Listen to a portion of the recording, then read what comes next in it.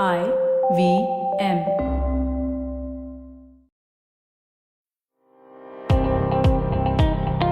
Welcome to All Things Policy, a daily podcast supported by Pragati, a flagship media initiative of the Takshashila institution. We're a bunch of policy nerds based in Bengaluru, and we like to bring a fresh perspective to Indian affairs and an Indian perspective to global affairs. So grab a cup of coffee, sit back, and join us for today's chat. Hello and welcome to another episode of All Things Policy. I am Pranay and I have with me my colleague Saurabh. And we are going to talk about a question today which has been discussed a lot in foreign policy, science and technology circles, etc.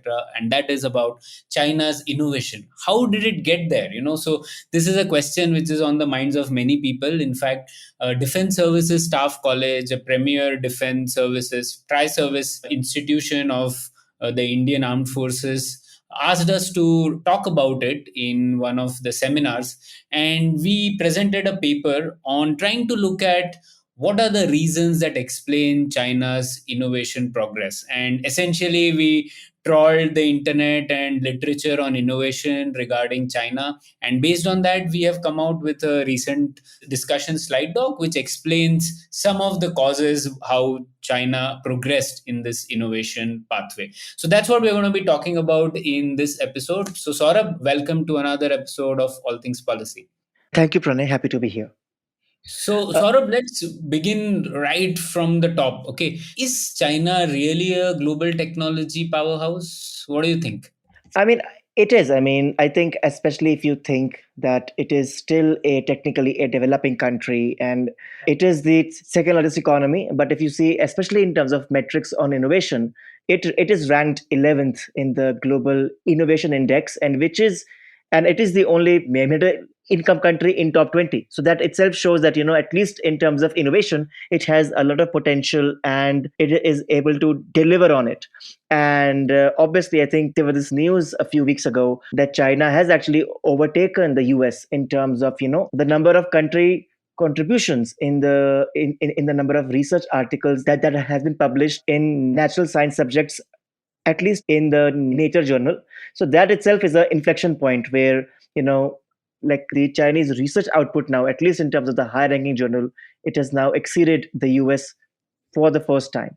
And China has, more than 100 the science and tech clusters, and they're all spread out in specific areas, and they're as much in number as the US. So I would say it certainly is a powerhouse and is a force to reckon with, at least. Yeah, I would just add a few points to that. So it is not the most innovative country in the sense, if you look at the top measures, still the US would rank high on many of the parameters. But like you said, it is an outstanding performer in its income category, definitely. In fact, it is the only middle income country in the GII top 30, not even top 20. So that is a feat. And there are indicators about science and tech clusters. In fact, there is a list of top 100 S&T clusters across the world. And again, there both US and China have the same number of these clusters now. So that is another important metric. Also, yeah, progress in critical sectors, like you said, is an important factor. And whether it's supercomputing, space, or military platforms, or AI research, if not the first, China is definitely in the top 5 in some of these areas. So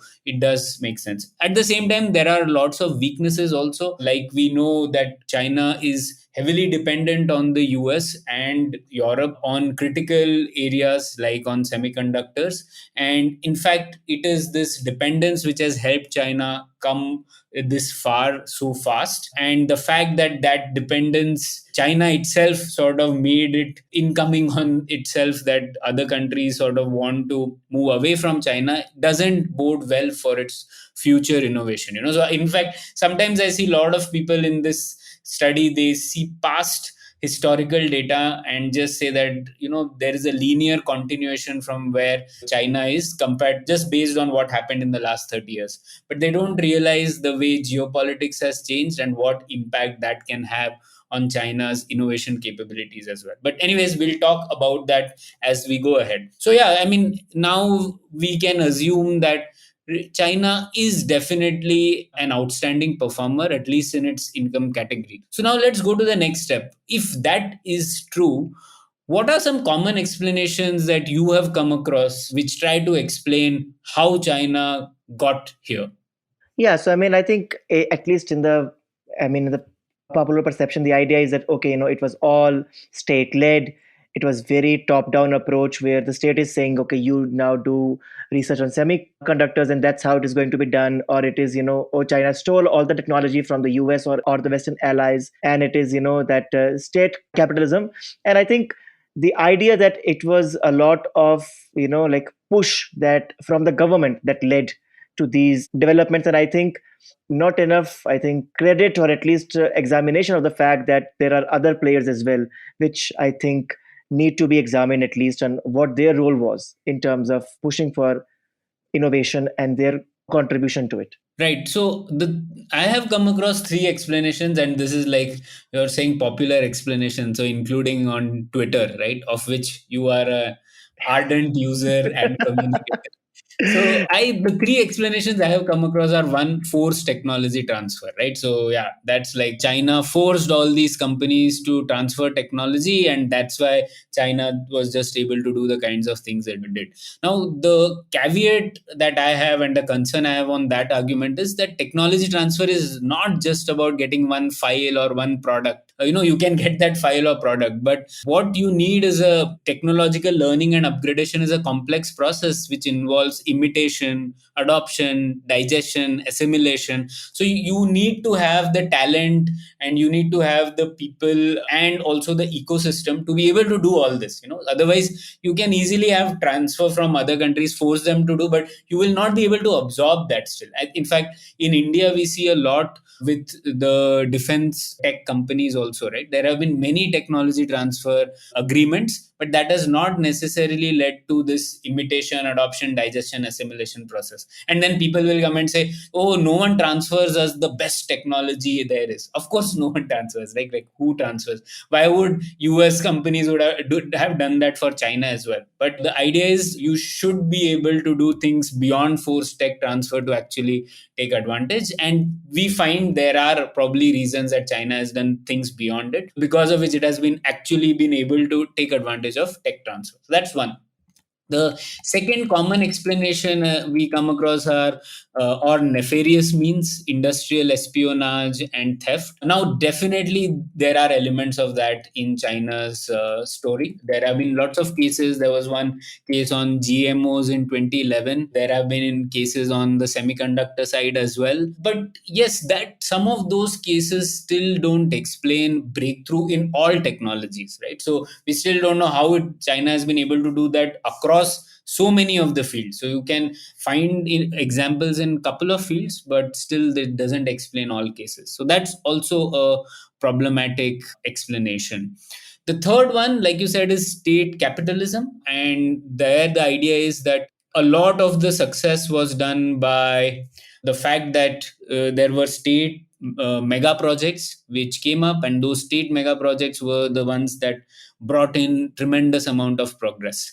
But again, here we see that actually wherever the state involvement was more in running companies, those sectors are not the ones where China's innovation has caught up. In fact, it is lagging behind in those.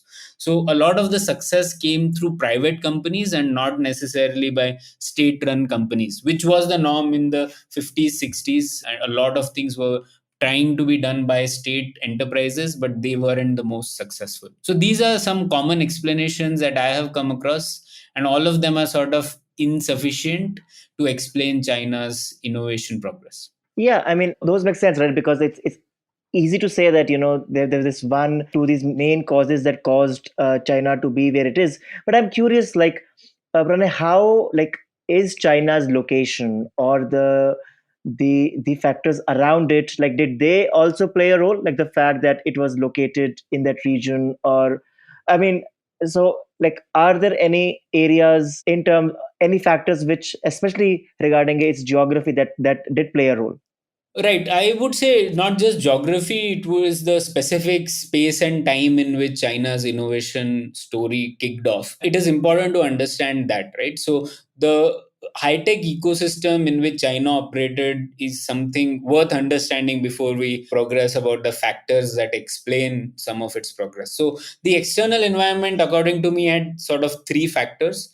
One, we should understand that China's innovation story is not the same as the typical East Asian export model story. A lot of commentary sees that, just what South Korea did and Taiwan did or Japan did, even China did. But there was a lot of difference in China's story. For example, one, the role of FDI in China's innovation story is tremendous. It has an outsized importance because China was not a US ally, right? So a lot of the technology transfers which happened to Japan, South Korea, and Taiwan happened because they were sort of very close to the US. A lot of new things that happened in the US was able to move to these countries very easily, right? There were no export controls, there were no geopolitical restrictions for these countries. So that was a very important reason why the industries took off in these countries, right? Whether it's semiconductor technology transfers, etc., right? So that happened because of not necessarily through FDI, but just because it was easy for US companies to either invest, collaborate, or transfer technology to their allies. Whereas in the China case, allyship was not a possibility. So what happened is a lot of FDI was the role that FDI played that role instead. So what happened is a lot of private companies, when they saw China opened up, they set up base in China because they expected the economy to grow. They also expected the land, labor costs were low, etc. So because of that, they established bases, and these were companies which still had their headquarters based in the US, right? So it was not as if the core technologies were offloaded to the China centers. So with regards to, as usual, FDIs, there was some transfer of technology, but not the most cutting edge. So that was one important thing to remember. The other thing also in this was that China's success started in an era when there was modularization of high technologies, whereas Japan, etc., when they started, there was no modularization, in the sense that there were no global value chains. The Japanese companies made the entire products, whether it was cars, etc. But when it came to China's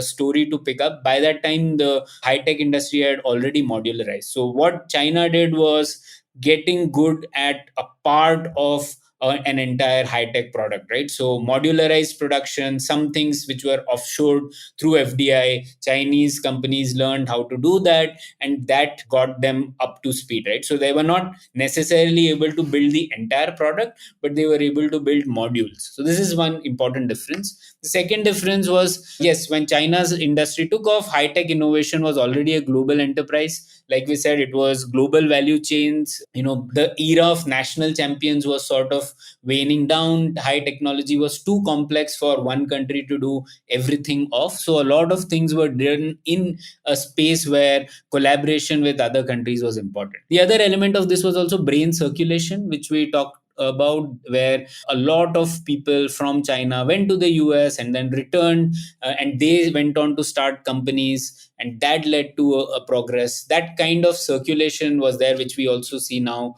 happening with India, but that was also an important external environment factor. The final one is favorable geopolitics. Like I said, high tech areas at that point of time were not as securitized. So even though China was not a close US ally, because of its market power, growth, very consistent economic growth, there were many countries, many companies which were willing to at least establish FDI and establish some base in China. And because these areas were not seen as securitized overly, the governments of US, etc., didn't stop private companies from transferring at least the low end tech, right? And that was also an important reason why, despite the fact that it was not a US ally, it did get some benefit of technology transfer through FDI. So these are the three important factors of the external environment. Yeah, that does make sense, and you also see, the optimism in the US regarding like China's economic story, because China then became part of the WTO. So the world itself was also more open to free trade. And I mean, now if you look back, it just seems like a very different era. But I think all of these factors really, I mean, did play a role. But I'm curious that, I mean, in addition to these, I mean, for example, I mean, the fact that China already had, decades of investment in, improving its health and education metrics of its people, and then an investment in like hard infrastructure. I mean, that itself also, I think, created the opportunity for China to have the quality of human capital to then which can be then put to use with this external environment. And also I think So, Saurabh, why don't we yeah. do this? So, given that our model suggests that these explanations, which are commonly cited, don't explain the full reasons, and the model that we come up with is a combination of fundamental factors and proximate government actions. And we think that sort of explains why China got where it did. So, let's start with these fundamental factors, which you already hinted at. So, why don't you tell us what are some fundamental factors that can help explain why China got here? These are sort of the underlying factors, probably done by the government or probably done for other reasons, but they weren't necessarily done with the aim of explicitly becoming an innovation powerhouse. But they did come to use 30, 40 years of consistent economic growth later, right? So, yeah, Saurabh, why don't you Yeah, explain? yeah. So I think the first is, I think, as I said, was just like investment in primary health and education. For example, I mean, this is just one. And if you compare India and China, I mean, it's a very stark comparison. So like for example, in 1980s, 72% of Indians had no schooling, while in China it was only 33%, and by 2010 it had come down to 8.2% Chinese with no schooling, while in India it was still 42%, right? And then average years of schooling in 2010 in India was about 4.5 years, while in China it was 7.5 years. So I mean, you see the huge improvement that happened in health and infrastructure, and then even in like number of researchers engaged in research and development work. So for example, in 2000s there were around 110 researchers in India per million people, while in China was about 550. But by 2010, India had gone up to 157 more or less, and China has shot up to around 900. So this just shows the scale of improvement that happened. And also there is this concept that has been proposed by Zach Taylor in his book like Politics of Innovation, about creative insecurity. That means that when a nation feels insecure about its position, wants to compete with a external actor, I think that creates kind of insecurity, which then pushes them to innovate, and that kind of insecurity allows them to overcome the economic political factors that usually would stifle innovation. So for example, the anxiety in China to compete with the US, and then want to at least be at the same level at the US, if not surpass it. I think that really played an important role in its perception as it wanting to become a innovation powerhouse. At the same time, I would say that the political bureaucratic system that China operates in, the very top down approach of having like the party state, where party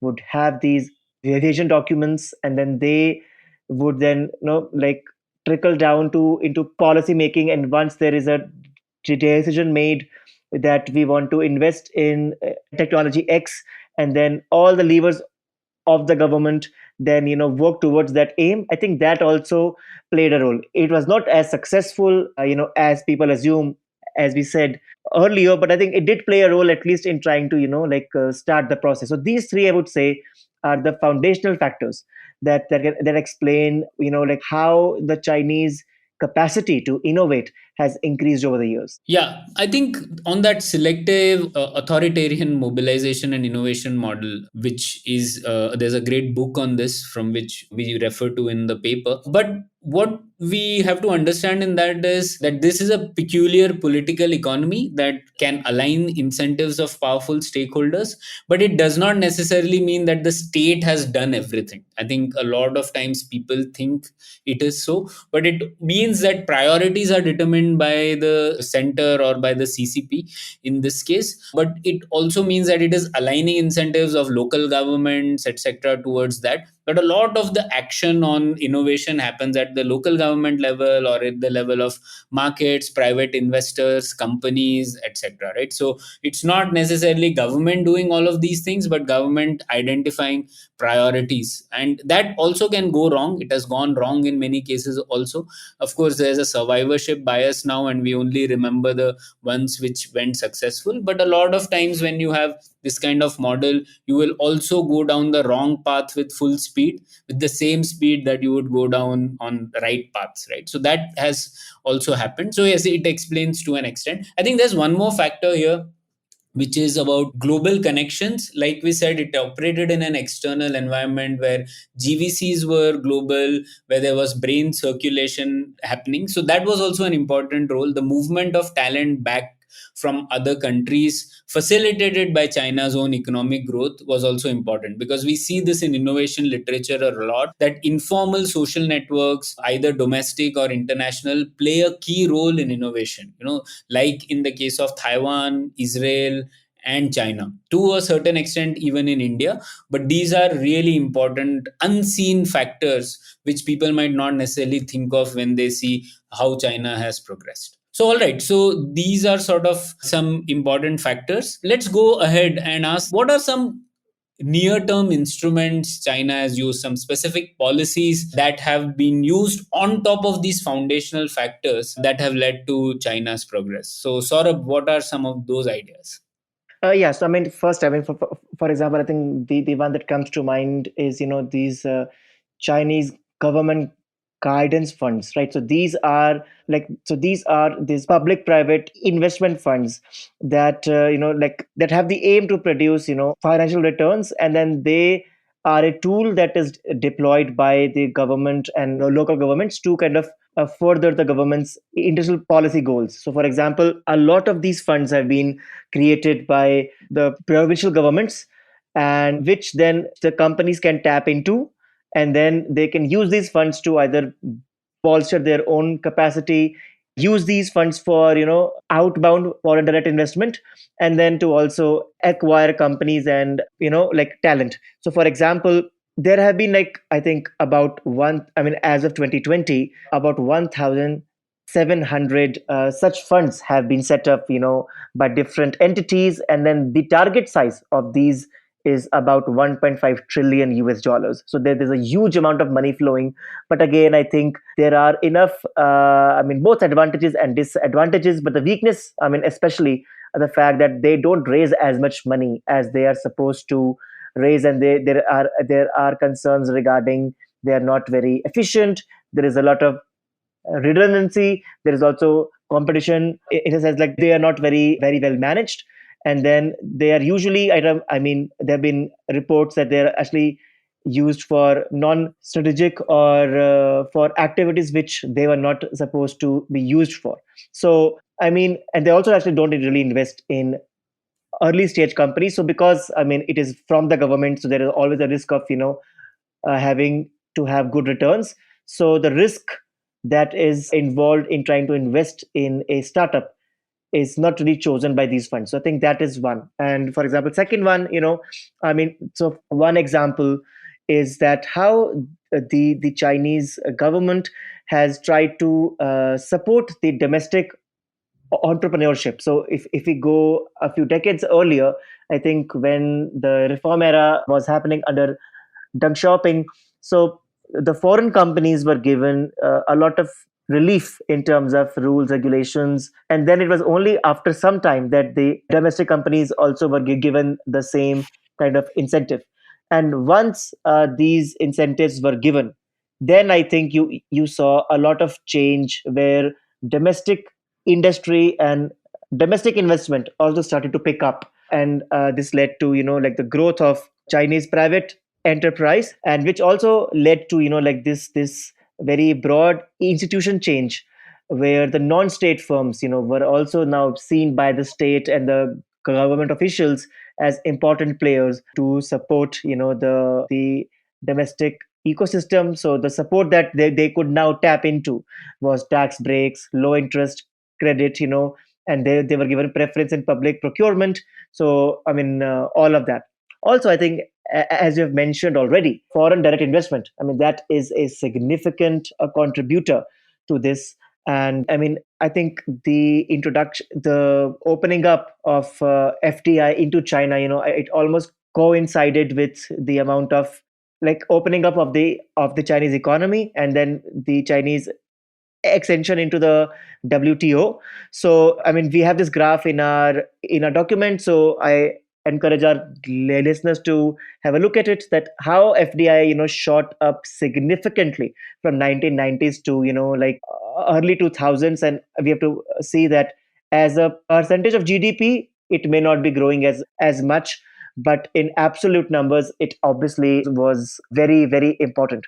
And then these foreign companies then it collaborated, they partnered with domestic industry, and then they created a new company. So for example, Oracle worked with Lenovo Group on ERP software.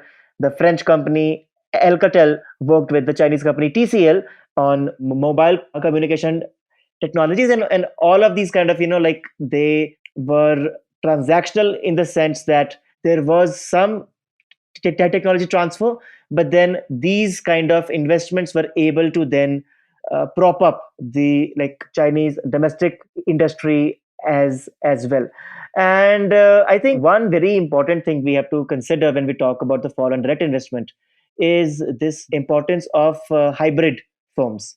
So this hybrid firm concept like is proposed by Douglas Fuller in his book Paper Tigers and Hidden Dragons, where he says that these hybrid companies, which is defined as Chinese companies which have ethnic Chinese management, but their financing is foreign, and they are seen as or have been proven to be the main drivers of China's tech advancement, because they want to avoid kind of complexities that come with China's domestic financial systems. And these firms, are, I mean, the most famous firms that we all now know from China, such as SMIC, Xiaomi, Baidu, Alibaba, Tencent.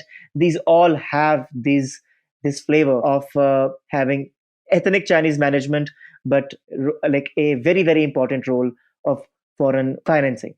Stay tuned to All Things Policy. We'll be right back after a short commercial break.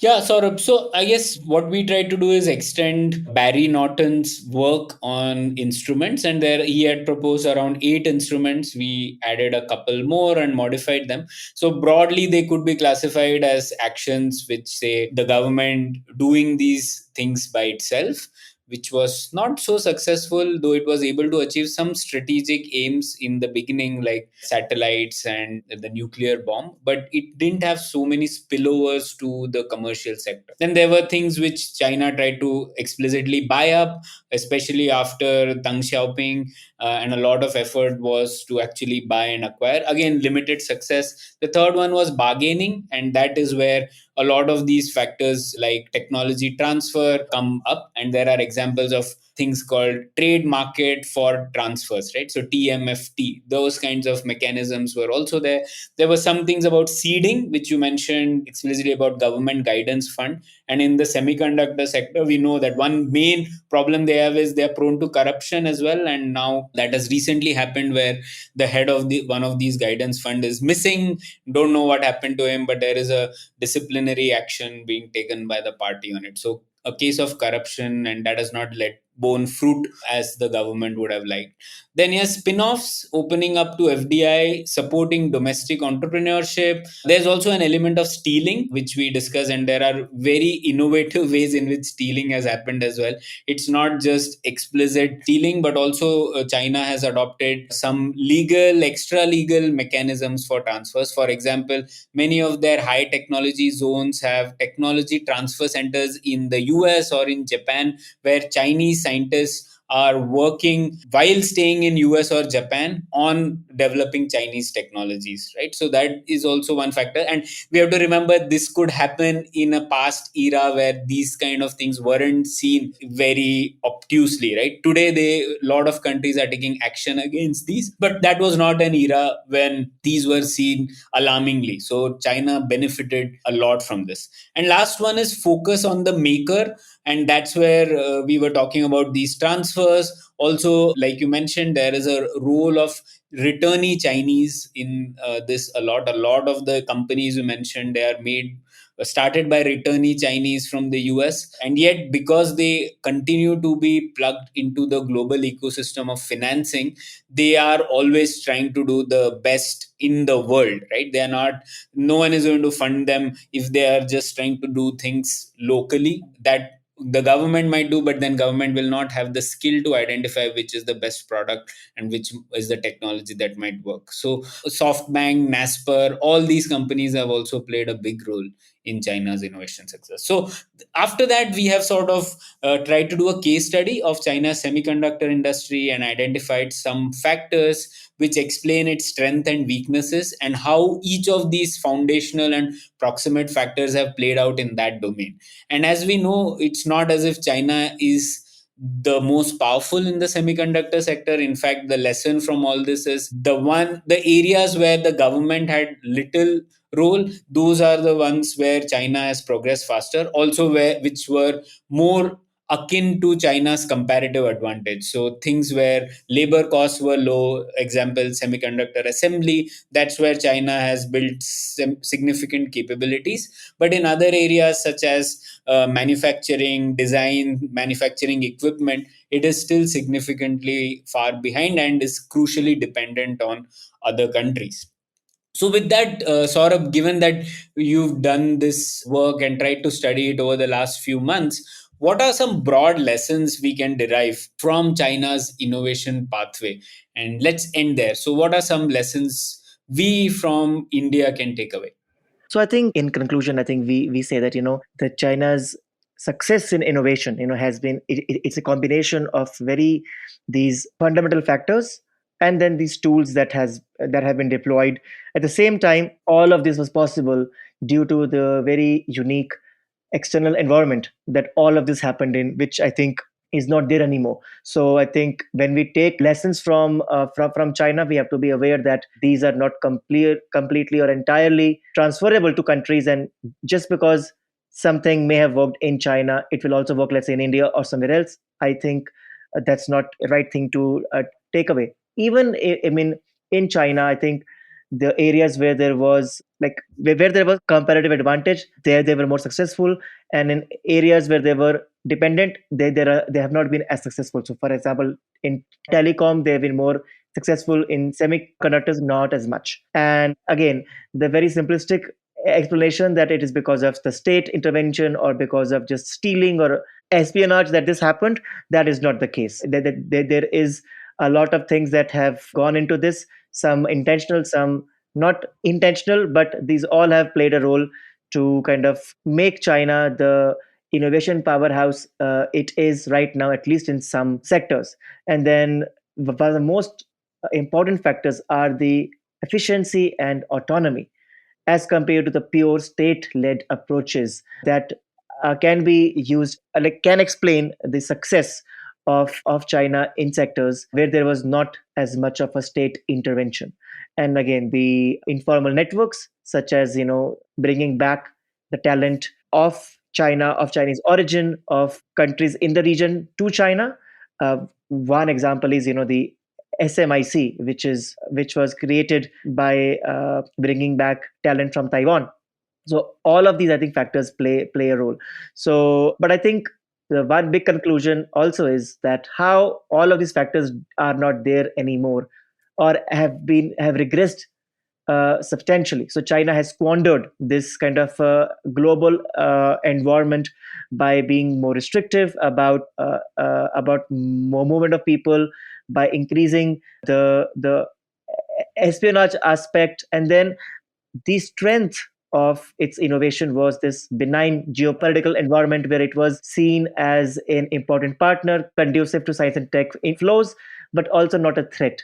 But I think this has now changed, and we see all countries, big or small, trying to restrict this flow, or at least trying to regulate a lot more strictly the flow of capital and human capital to and from China. So I think that is something that I think is worth tracking and seeing how this evolves, and how China also then does change its approach to accommodate these changes. Yeah, I think you covered most of the points. I would just like to add towards the end that a lot of times there is a lot of focus on specific policies, like, China did A, B, C young talents program, or China did this IDDS policy, and that's why it is going to innovate. But what is more important to think is that the state's focus on innovation has been more important than specific policies. In fact, a lot of the policies we surveyed, we found that China achieved suboptimal success. In fact, where the state got involved, the things actually regressed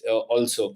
But yes, there has been a focus of the state from a long time that this is one area where investment must be done, and that is one important factor. And one thing that we can sort of directly supplant in India as well is the fact that the role of education and capable workforce is really, really critical. I think of this as the difference between recipes and ingredients. So you might not, there are different recipes to become an innovation powerhouse. China's pathway was different from Taiwan's, it was different from Europe's and US. But all of them, the governments were able to put together the ingredients, and those ingredients are somewhat common, so like capable workforce, education, great university system where research happens, and a pipeline of people, PhD researchers that you are able to create with time. Those things were there across all these countries as well. So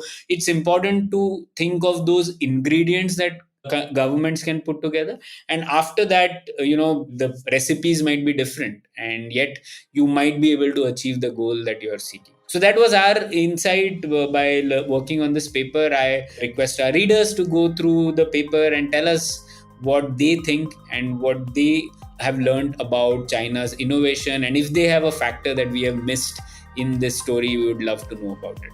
So with that, we'll end. Thanks, Saurabh. Bye.